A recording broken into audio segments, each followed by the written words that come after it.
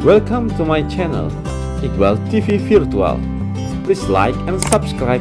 Don't forget to comment and share. Assalamualaikum warahmatullahi wabarakatuh. Salam zona waktu seluruh Indonesia. Salam Pancasila, Indonesia hebat, dan kampus merdeka. Baik, kembali lagi ke channel saya, Iqbal TV Virtual. Tabi pun, iya pun, iya, jawab sendiri ya. Jadi kita kali ini akan membahas tentang pharmaceutical challenges in veterinary product development. Ya, pada intinya ini masuk dalam bahasan farmasi veteriner, dan kita mengambil sub materi apa sih tantangan-tantangan dalam dunia kefarmasian, terutama dalam formulasi obat-obat yang berkaitan dengan produk veteriner ya, dan pengembangannya. Mengapa ini menjadi penting? Ya, seperti kita tahu pada kuliah atau pemaparan materi sebelumnya, hewan itu adalah bagian yang tak terpisahkan dari kita. Ya, jadi terkadang orang rela habis-habisan menghabiskan uangnya untuk demi hewan atau binatang kesayangannya. Ya, seperti belahan jiwanya ya, apalagi orang yang nggak punya pasangan, biasanya dia melihara hewan ya, melihara hewan untuk kasih sayang. Ada juga orang yang sudah punya pasangan, punya anak banyak, lalu tetap juga melihara hewan ya. Inilah bukti cinta kasih manusia kepada makhluk lainnya ya. Nah, dalam hal ini tantangan manusia adalah supaya mempertahankan hewan-hewan ya tetap bisa hidup ya, karena manusia tugasnya melihara keseimbangan di dunia ini. Dan uniknya ya, produk-produk farmasi dalam hal veteriner ini terus mengalami perkembangan, tapi juga mengalami tantangan. Ya, misalnya saja ya, kucing kita cekokin tablet besar kan agak susah seperti itu ya. Nah, disinilah sehingga yang menjadi learning objektif kita adalah kita memahami tentang apa saja tantangan-tantangan yang dihadapi dan mungkin cara mengatasinya atau solusinya dalam mengembangkan produk veterinary. Oke, tanpa panjang lebar lagi, tadi sudah mungkin sedikit introductions meskipun dalam suatu mukadimah ya. Peran penting drug delivery technology atau teknologi obat lah, teknologi sistem penghantaran obat ini menjadi sangat penting. Jika digambarkan dalam paparan gambar ini ya, ada seolah-olah kapsul yang punya chip kayak gitulah. Jadi ini seperti bayangan dalam kapsul Doraemon untuk kok bisa mengenyangkan, kan enak juga gitu ya. Enak sekali kalau kapsul sekali minum bisa kenyang makan seminggu kayak gitu. Atau obat cuman sekali minum bisa untuk sebulan kayak gitu ya. Jadi vitamin misalnya. Jadi nggak perlu repot-repot minum obat. Apalagi ini perlakuan pada hewan, sehingga membutuhkan kesabaran tertentu terkadang ya. Hewan kan ada yang mudah penanganannya, ada yang sukar penanganannya. Kalau hewan-hewan yang menjadi peliharaan tentu lebih mudah diajak komunikasi.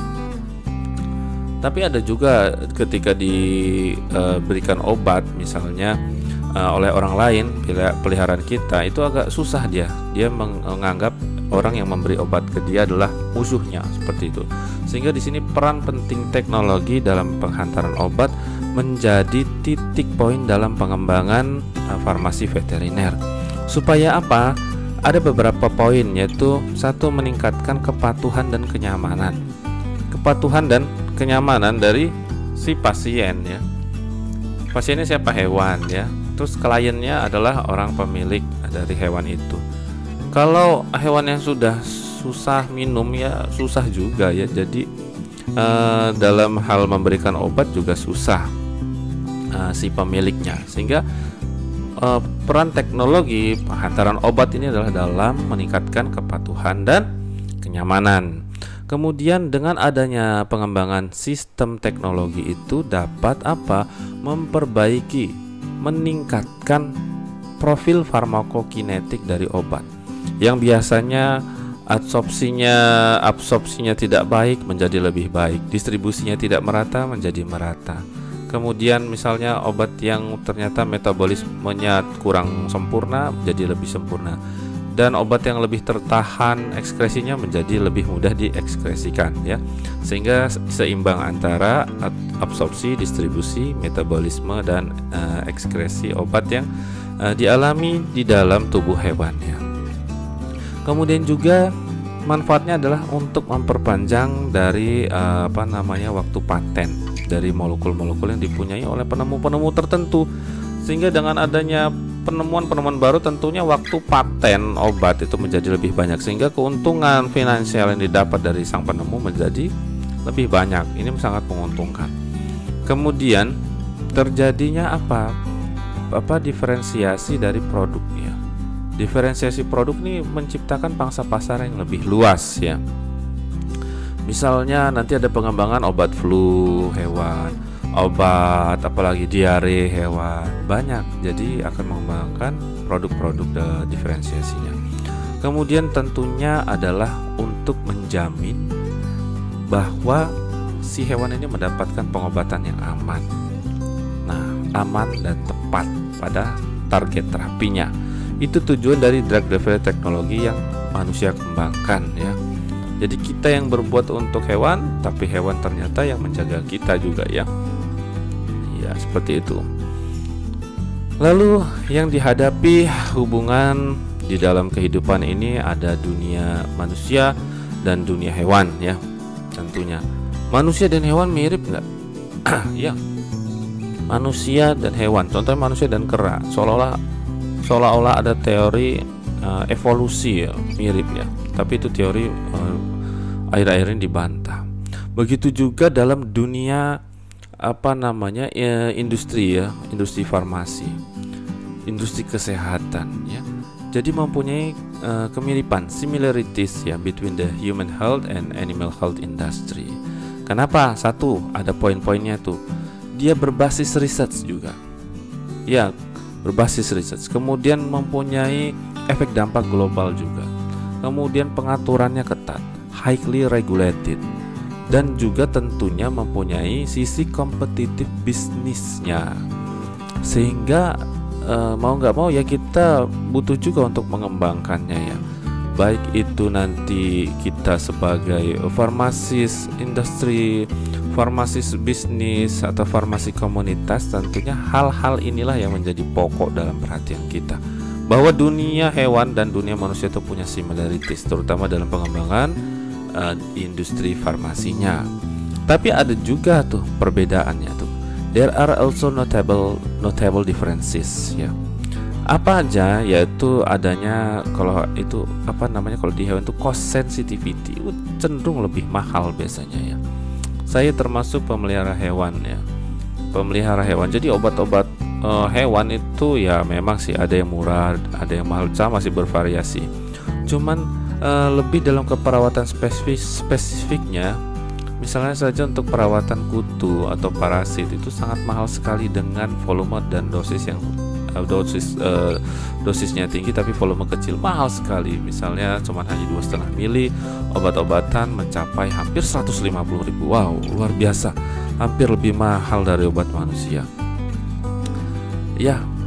Kemudian ada suatu sensitivitas dalam cuaca, itu juga yang menjadi perbedaan.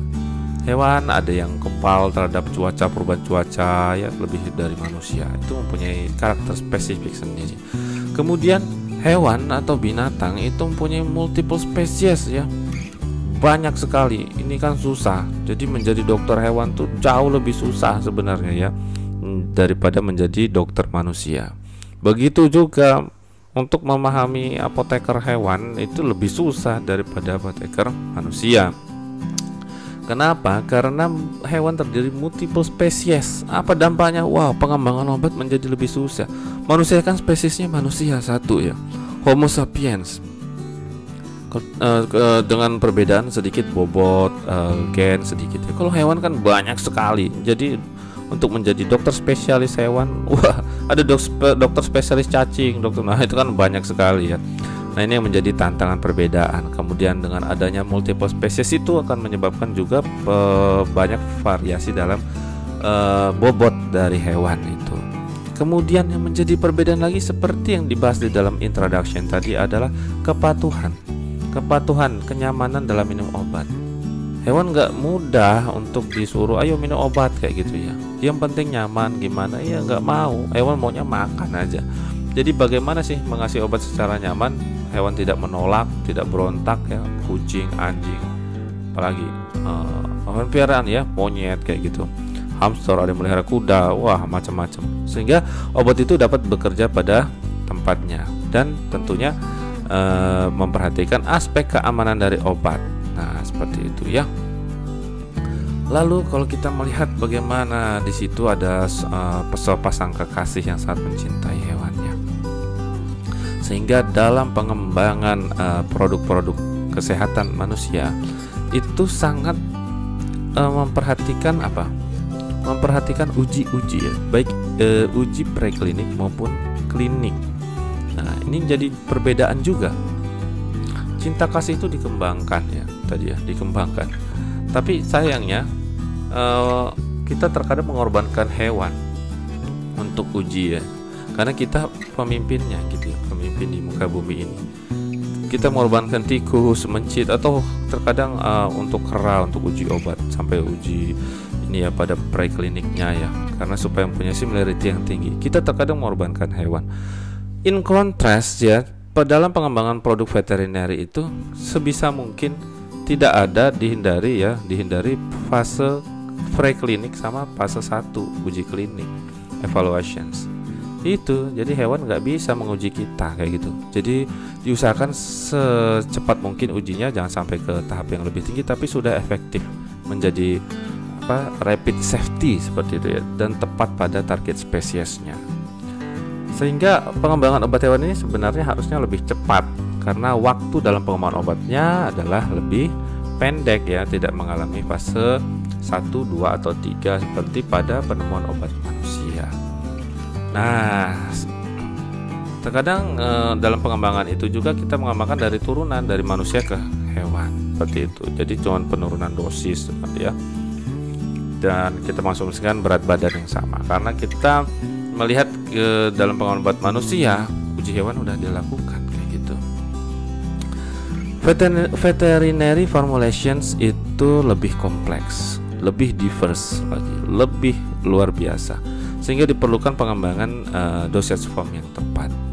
Dosage form yang tepat memperhatikan dari aspek dari kenyamanan tadi, kepatuhan dari hewan. Kalau bisa dari aspek juga season long protection yang lama, kalau bisa yang lama, tidak cuma sesekali, akan menyebabkan multiple dose yang menyebabkan kepatuhan yang susah kayak gitu. Kemudian juga harus diperhatikan dosage form yang mematuhi aspek human safety. Kalau kita ngasih obat ke anjing, ke hewan kita yang dicakar, digigit, nah itu kan repot. Jadi pengembangan obat hewan harus juga diperhatikan aplikasinya gimana. Seperti dalam meminum kapsul atau tablet itu udah ada suntikan untuk pendorong tablet atau kapsul ke dalam hewan ya. Misalnya dalam hal ini kucing atau anjing. Itu udah ada, monyet juga gitu kan. Kalau mungkin monyet seperti di gambar itu bisa diajak ngomong gitu ya. Tapi kalau bukan pemiliknya nanti dihajar. Nah, itu ya. Jadi itu perlunya suatu pengembangan penghantaran obat, juga aplikator dalam untuk memasukkan obat itu, baik itu tablet, injeksi. Ya, kalau bisa memang diharapkan di hewan ini dihindari injeksi. Cuman untuk efek cepat tentunya masih dibutuhkan ya injeksi ya, untuk vaksin dan sebagainya ya. Sehingga pengembangan produk hewan ini harus memperhatikan hubungan antara pet owner bonding, pet compliance, dan dosing flexibility. Nah, itu ya. Dalam dunia farmasi veteriner itu luar biasa ya. Ini didapatkan di dalam suatu penelitian ya, jadi worldwide ya, seluruh dunia ya. Jadi pangsa pasarnya obat hewan itu worldwide animal health market, jadi di dunia ini ternyata di negara-negara maju itu pangsa pasarnya justru lebih tinggi ya, seperti di North America. daerah kawasannya di situ ya. Kemudian di daerah West Europe, Eropa Barat 29%, 32%, pangsa pasarnya tinggi. Tapi East Europe rendah nih. Nah, ini diperhatikan kebudayaannya kenapa? Artinya mereka di sana pecinta-pecinta hewan, sehingga para pebisnis nih dalam industri farmasi, apoteker bisnis mencari celah pangsa pasar. Wow, tinggi sekali ya. Dengan memperhatikan hewan saja pendapatan bisa menjadi tinggi karena pangsa pasarnya besar. Tapi juga jangan perhatikan uang doang ya, dia untung besar tapi juga memelihara keseimbangan muka bumi ini dengan menjaga hewannya. Itu luar biasa. Di Indonesia mungkin masih rendah ya kalau secara keseluruhan, tapi sudah ada mulai pangsa pasar di kota-kota besar. Contohnya di Lampung sendiri saja ya, di sini kita itu sudah banyak sekali pet shop yang beredar. Pet shop yang ada yang berdiri di kota Bandar Lampung, bahkan di kabupaten-kabupatennya. Artinya sekarang apalagi zaman pandemi Covid itu pangsa pasar dalam produk hewan semakin tinggi karena orang cenderung di rumah melihara hewan, cenderung dekat dengan hewan. Ya, jadi Covid mendekatkan kita kepada makhluk lain. Kemudian pangsa penjualan juga berdasarkan terapeutik segmennya ternyata memang banyak penggunaan terapeutiknya berdasarkan farmakologinya anti-infeksi misalnya. Kemudian parasit ini banyak yang dialami oleh hewan ya. Rata-rata sakitnya kan infeksius, kena parasit atau efek-efek biologikal yang lain ya. Itu pangsa pasar yang besar. Kemudian juga dalam hubungannya dengan zat-zat aditif dalam makanannya.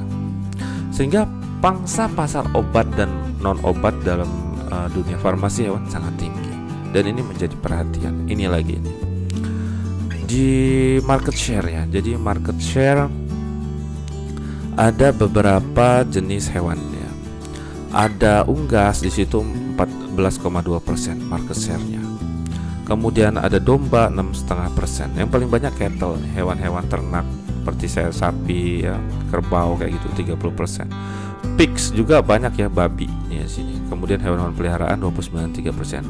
Intinya sangat tinggi pangsa pasarnya dengan proporsi masing-masing ya. Nah, ini sehingga menjadi perhatian bagi kita atau bagi pemerintah juga ya untuk mengembangkan, kalau Indonesia untuk mengembangkan bagaimana produk-produk hewan dari Indonesia. Sudah mulai beredar ya juga produk-produk hewan. Misalnya di dalam produk kucing, dia ada K-Choice produksi Indonesia misalnya kan. Seperti itu. Dari luar juga sudah masuk misalnya Royal Canin, ada baru lagi dari Jerman Merah kayak gitu ya. Ada banyak merek makanan ataupun juga obat, apalagi dalam hal ini obat. Nah, inilah yang harus dikembangkan. Dan uniknya, jadi pertumbuhan dari tahun ke tahun ya untuk macam-macam hewan ternak atau hewan di gambar samping ini adalah di figur 3 ya. Jadi pertumbuhan dari 93 sampai tahun 99 itu sebenarnya nggak terlalu signifikan gitu. Ya, ini mungkin datanya nggak diimbangi dengan penjualan sales di tahun 2000 setelahnya ya. Mungkin akan lebih melonjak lagi. Kalau di situ melonjaknya di hewan-hewan peliharaan babi ya, di situ ya penjualan dari sales produk-produk hewan ini. Nah, ini tentunya mungkin ada peternakan babi ya yang membutuhkan obat-obat.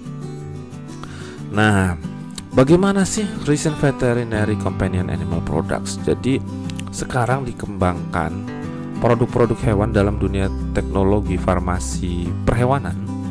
Ini kemasan-kemasan dosage forms yang lebih canggih lagi. Ya, contoh di gambar itu ada Revolution ya. Revolution itu suatu obat parasit ya untuk membunuh biasanya kutu. Nah, ini kutu ini kalau udah menyerang hewan ya habis lah. Habis kenapa? Karena dia makan darah ya. Makan darah sehingga hewannya tidak nafsu makan. Itu baik itu anjing, kucing. Nah, dengan teknologi ini misalnya di situ ada Revolution, ada Revolution Plus. Dia hanya dengan 6 dosis kecil saja, dan dia obat ini hanya di spot on pada daerah tengkuk leher dari hewannya, kucing atau anjing. Lalu dia akan mudah diabsorpsi melalui stratum corneum dan berefek sistemik. Nah, ini supaya tidak susah ya karena terkadang harus disuntik ya, atau minum obat tablet seperti itu. Ini ada berbagai sediaan dari farmasi-farmasi terkenal, baik dari antiparasitnya, ada obat lambungnya ya, ada contoh Enacard, ada obat jantungnya untuk anjing, ada Gastrogard ya. Nah ini juga untuk kuda, biasanya dia mengalami masalah lambung. Kemudian di situ disebut ada Revolution ya, antiparasit. Ini spot on, baik itu dalam dogs maupun cat ya. Kemudian ada pengurang nyeri, Rimadyl, ada macam-macam situ antiparasit lain yang bisa kita lihat. Tapi pada umumnya obat-obatan hewan adalah berupa tablet, oral suspensi, injeksi, spray ya, untuk memudahkan juga. Karena biasanya agak susah ketika dia jamuran. Jamuran disemprot kan lebih mudah ya, daripada dioles salep jamur kayak gitu. Nah itulah pengembangannya bisa kita lihat di dunia persekitaran pet shop kita. Ya. Jadi veterinary drug delivery challenges and special considerations-nya itu apa? Challenges-nya tadi tantangannya sudah. Pertimbangannya dengan berbagai macam diversity dari spesies, range in body size, regional differences, metabolismenya banyak, variasi dari seasons, variasi dari tahapan penyakitnya, kemudian variasi dari drug delivery strategisnya, sehingga membutuhkan apa tadi, yaitu design and performance dari dosage form veterinary yang khusus ya. Kenapa? Variasi dari body weight itu bisa menyebabkan apa? Underdosing atau overdosing. Iya. Jadi masalah untuk dalam menentukan efikasi dan safety ya. Kalau body hewannya kebesaran bisa jadi underdosing, misalnya salah mengkonvert dosisnya. Kalau body hewannya kekecilan bisa jadi overdosing ya. Disitulah susahnya ya. Nah ini ada suatu data tes setengah obat ya. Tes setengah dari berbagai macam obat. Ada ruminan, horse, dog, cat, human. Nah, ini dari hewan yang tingkat tinggi bahasanya ya, metabolismenya dibandingkan dengan pada manusia. Ternyata tes setengah dari pentobarbital contohnya lebih cepat dibandingkan pada ruminan dibandingkan pada manusia. Kemudian ruminan dibandingkan pada cat, ruminan dibandingkan dog, ruminan dibandingkan horse. Nah ini sehingga harus diperhatikan ketika dia tes tengahnya lebih cepat atau lebih lama, ini akan menjadi penentu apakah obat itu akan diminum rentang waktunya, apakah 1 kali sehari, 2 kali sehari. Kalau tes tengahnya makin cepat seperti ini, harus berapa kali dia minumnya, atau harus berapa kali dia diinjeksinya, seperti itu ya. Karena mempertahankan waktu efikasi obat di dalam tubuh. Sehingga contohnya saja phenylbutazone itu tes tengahnya sangat lama sekali, sangat lama, antara menguntungkan atau tidak menguntungkan, seperti itu ya. Lebih lama berarti ya cukup 1 kali kayak gitu. Tapi harus memperhatikan juga dari tes tengah itu kalau dia terlalu lama dia akan juga menyebabkan efek toksik yang ini, sehingga diperlukan teknologi yang tepat pada sasarannya. Itu dari pengaruh tes tengah. Tes tengahnya akan sangat bervariasi sekali untuk tiap obat, tiap hewan. Nah ini ya, tiap obat, tiap hewan beda-beda nih. Dari anjing, kucing. Kalau manusia kan hampir sama, semuanya bisa diperlakukan. Kalau hewan beda, sehingga mempengaruhi aplikasinya berapa kali sehari ya. Seperti itu. Sediaan dosis form apa yang tepat diberikan. Dari body weight saja contohnya seperti ini. Cat, dog, horse, cattle, dairy cow, sheep. Dairy cow ini sapi-sapi hewan peliharaan spesial. Range bodinya sangat tinggi. Perbedaannya sangat signifikan. Cat cuma 1-4 kilo, dog 3-4 kilo. Nah, kalau kita menemukan obat untuk cat, berarti konversinya ke sapi tinggi ya. Untuk ke domba tinggi, beda kayak gitu. Sehingga bisa ini memungkinkan terjadinya underdose seperti itu kurang. Ya.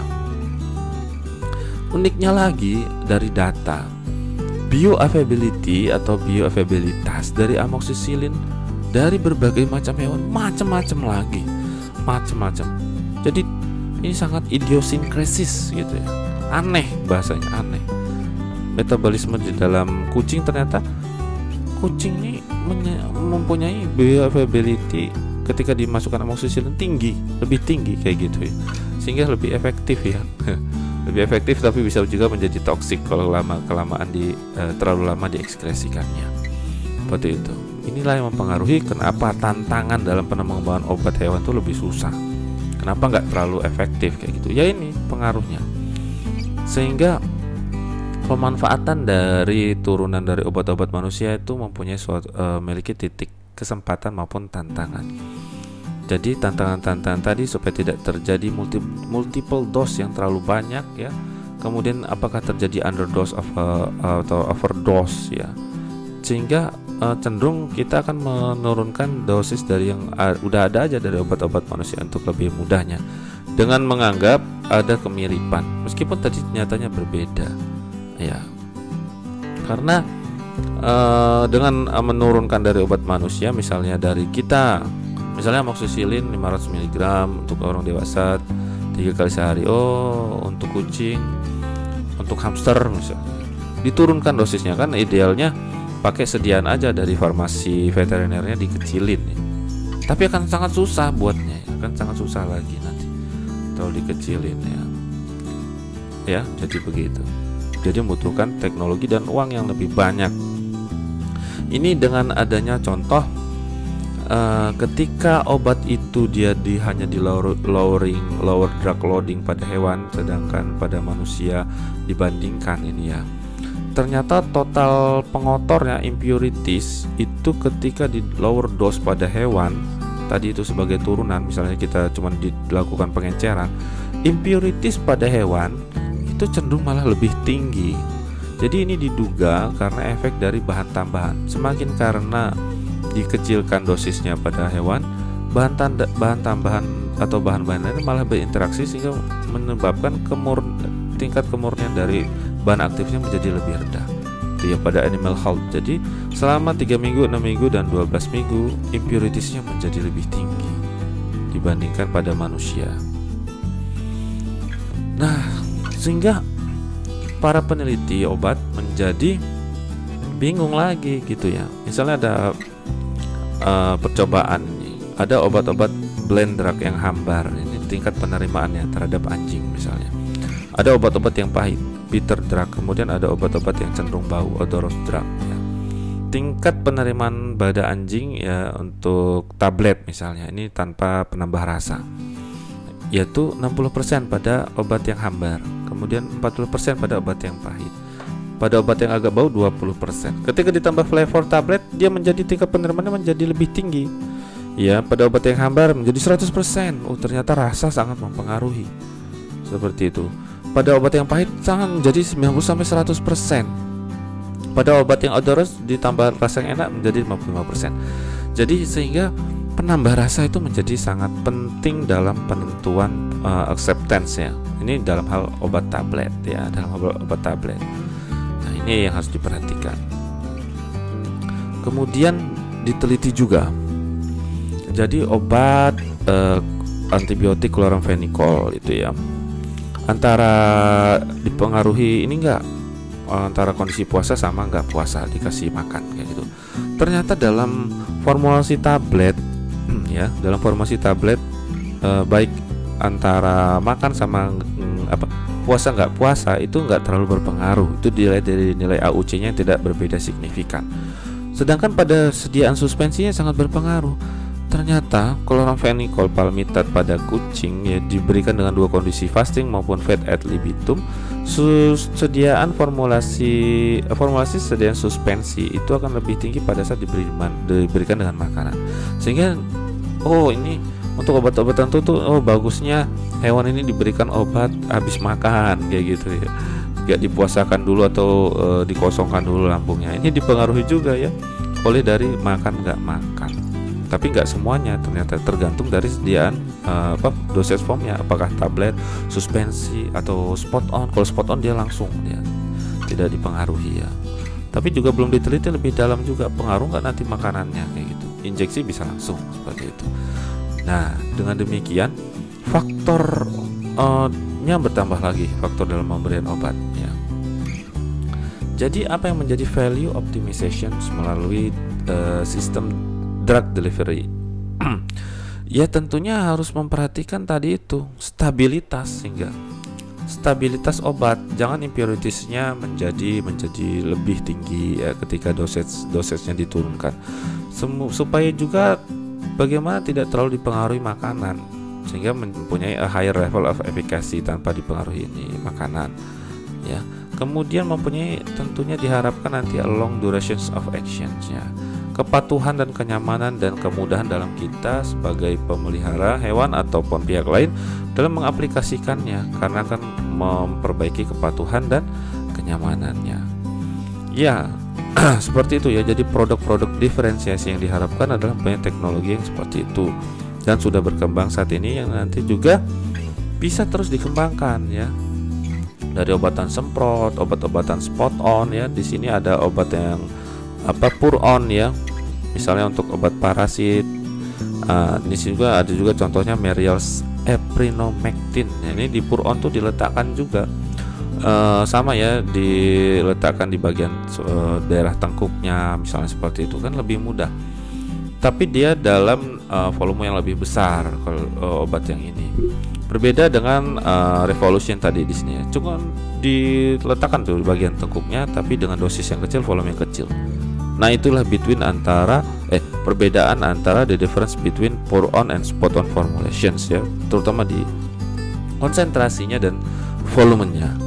Ada beberapa contoh obat-obat yang ini ya, spot on ini sudah ada dari Pfizer, perusahaan ternama, ada Revolution tadi, ada Bayer Advantage juga udah ada.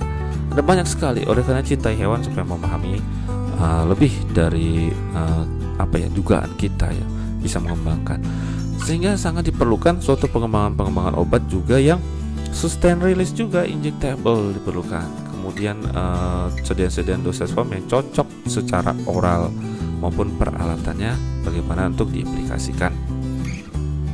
Nah, contoh ada long acting injectable nih ya, obatnya Nuflor 300 dari PT Sharing, Advocin 18% Pfizer. Nah, ini ada contoh-contohnya, bisa dicari, kita belajar. Kemudian juga ada contoh palatable tablet versionsnya juga yang sudah dikembangkan supaya memudahkan tuh dalam pengkonsumsiannya, seperti ada program dari Novartis dan Frontline dari Merial. Ya, inilah pengembangan dari produk obat, sehingga tidak bertemunya drug delivery system pada animal health kemudian akan menjadi trending dalam masa depan untuk dikembangkan lebih canggih lagi. Kita perlu bantuan imajinasi dan seperti film-film Doraemon ya, sehingga terjadi beneran ya, seperti sekarang sudah terjadi. Obat parasit cukup ditempelkan saja di tengkuk misalnya ya.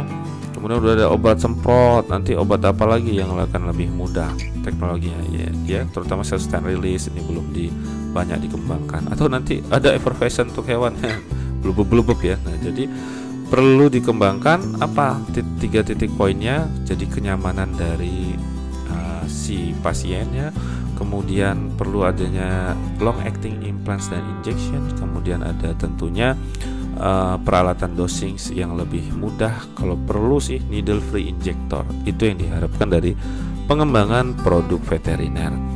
Oke, demikian pemaparan tentang tantangan dalam dunia pengembangan obat hewan ya, farmasi veteriner. Mudah-mudahan kita selalu mencintai hewan kita ya, piaraan kita dan hewan di seluruh dunia, kecuali hewan buas ya, itu harus dijaga di kebun binatang, seperti itu ya. Baik, terima kasih, mudah-mudahan bermanfaat. Wassalamualaikum warahmatullahi wabarakatuh.